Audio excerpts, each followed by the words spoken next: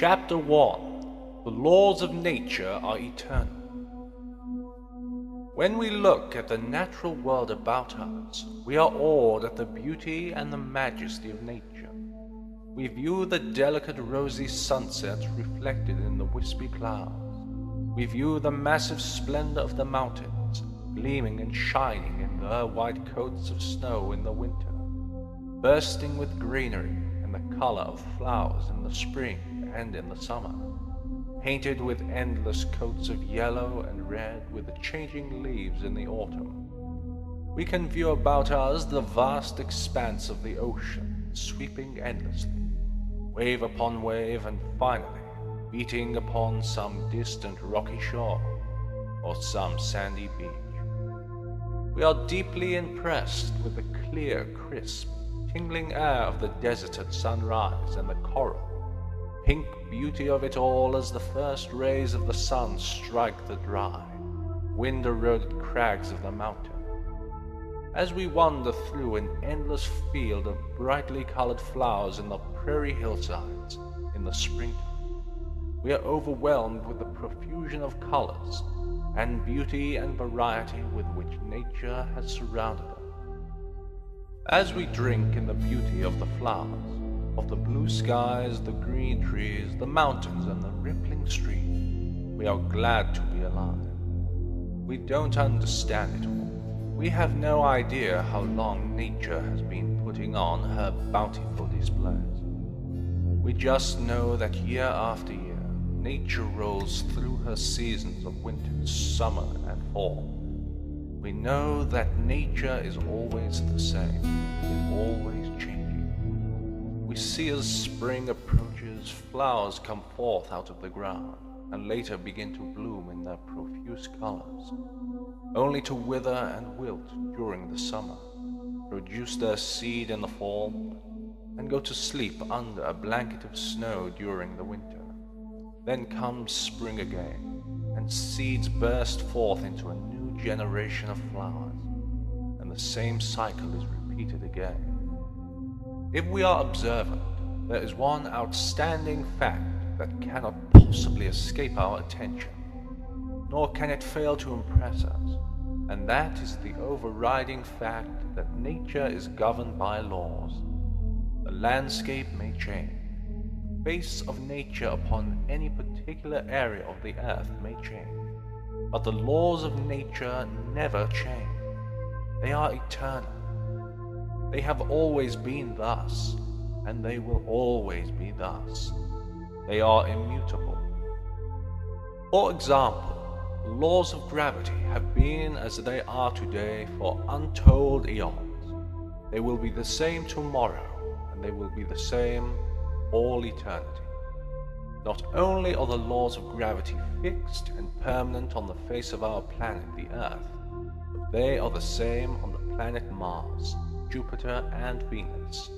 They operate on exactly the same basis in and around that huge star from which we derive all life and energy, which we call our Sun. Not only that, but the laws of gravity operate in the same fashion and in the same manner, exactly and precisely, on all the other suns of our constellation, and without a doubt, on all the millions of constellations that reach distances that are completely unfathomable by the human mind. Distances that reach as far away as billions of light years. We have mentioned the laws of gravity. Nature has millions of other laws, such as the laws of governing electricity, laws of governing the activity of chemicals. There are myriad of laws governing the relationship between light, heat, and energy. There are laws governing the interaction of electricity and magnetism. There are mathematical laws. Woven through all the laws of nature is a fantastic, astounding interrelationship, a meshing of all the intricate gears that make nature function endlessly and perpetually in her inexorable drive forward through the eons of time, forever changing, but her laws forever fixed, stable and unbending. There is not one shred of evidence that a single one of nature's laws has ever changed or been broken. What is nature? The broad answer is not too difficult. Simply, nature is the whole cosmos, the total universe, including its millions of natural laws through space and time. These laws are eternal. Man has already unveiled millions of nature's mysteries. Today, man is discovering more of nature's eternal laws at an increasing rate. Through technology, he is increasingly benefiting by his understanding of nature's mysteries. It is fairly safe to say that although mankind will continue to rapidly expand his knowledge of nature's laws, that it will never solve more than a small fraction of them. When we consider the vastness of our own constellation known as the Milky Way, and realize that it is only one constellation out of millions that can now be detected by our powerful telescopes, our imagination is staggered by the vastness of nature's universe. We come to realize that our own little world is only a tiny speck in the vastness of space, and our own lifetime only a fleeting moment in the framework of eternity. We observe that whereas the mass of nature is inanimate, nature is also teeming with life. Life itself is subdivided into many groups. It can roughly be divided into the field of flowers, trees, grasses, vegetables, etc., belonging in the field of botany. Then we also have the immensely diverse and interesting groups of birds and animals, fishes and insects, roughly classified into the field of zoology. Further, we find that whereas the diversity of each one of these fields is immense, beyond our imagination, that each species can be subdivided into many, often hundreds of subspecies. For example, there are thousands of species and subspecies of birds. There are thousands of species and subspecies of fish. There are thousands of species and subspecies of birds. When we come to the insect world, it seems that we will never get through classifying all the species and subspecies that exist on the face of the earth. Scientists have classified 1 million species of insects, estimated to be only 10% of the total existing. It is interesting to note that there are over 320 species of hummingbird alone. If we look at ourselves, we find that we of the human race too are a creature of nature. Furthermore, we observe that the human race too is subdivided into many species and subspecies, with hundreds of differences in their physical, mental, emotional, and psychic makeup.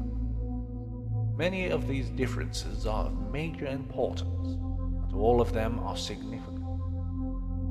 Of all the species of mankind, we, the proud members of the white race, feel that nature, in her creation of our race... At any time between 1750 and 1930, if you had asked educated people to describe the aim of poetry, art, or music, they would have replied, beauty. Substantial evidence to corroborate this conclusion. I am a proud member. And if you had asked for the point of that, you would have learned that beauty is a value as important as truth and goodness. Her most outstanding and most advanced species. Then, in the 20th century, beauty stopped being important. Art increasingly aimed to disturb and to break moral taboos. It was not beauty, but originality, however achieved and at whatever moral cost, that won the prizes.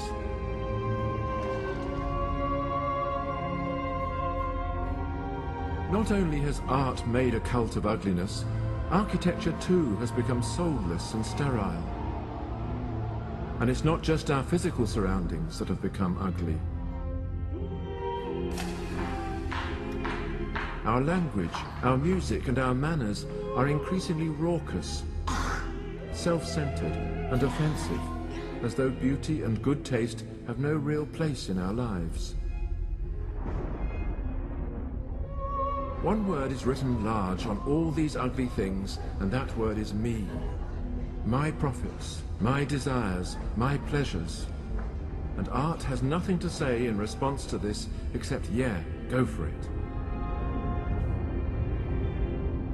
I think we are losing beauty, and there is a danger that with it we will lose the meaning of life.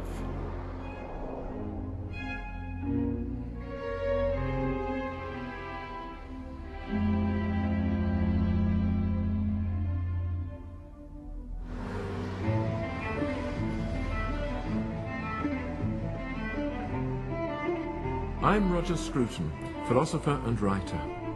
My trade is to ask questions.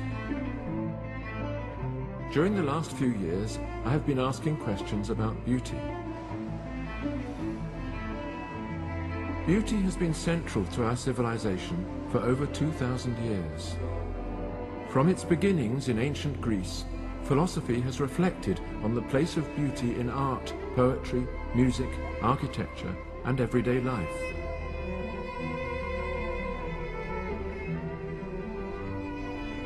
Philosophers have argued that through the pursuit of beauty, we shape the world as a home. We also come to understand our own nature as spiritual beings. But our world has turned its back on beauty, and because of that, we find ourselves surrounded by ugliness and alienation. I want to persuade you that beauty matters, that it is not just a subjective thing, but a universal need of human beings. If we ignore this need, we find ourselves in a spiritual desert. I want to show you the path out of that desert. It is a path that leads to home.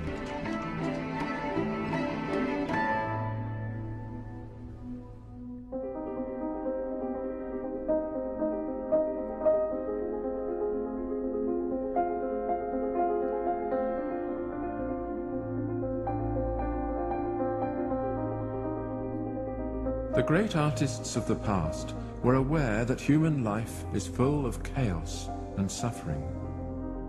But they had a remedy for this, and the name of that remedy was beauty.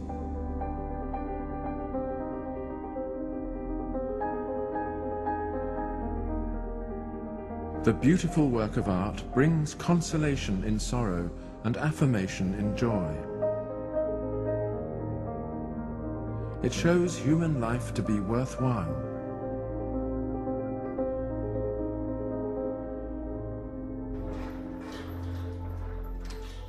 Many modern artists have become weary of this sacred task.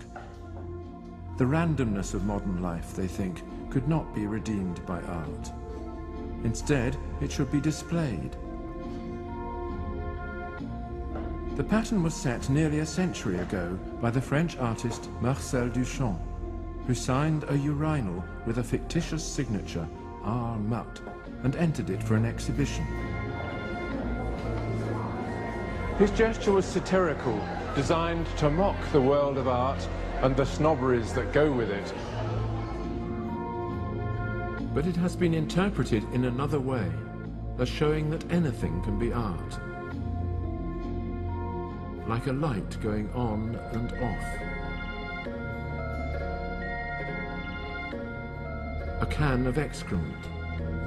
Or even a pile of bricks.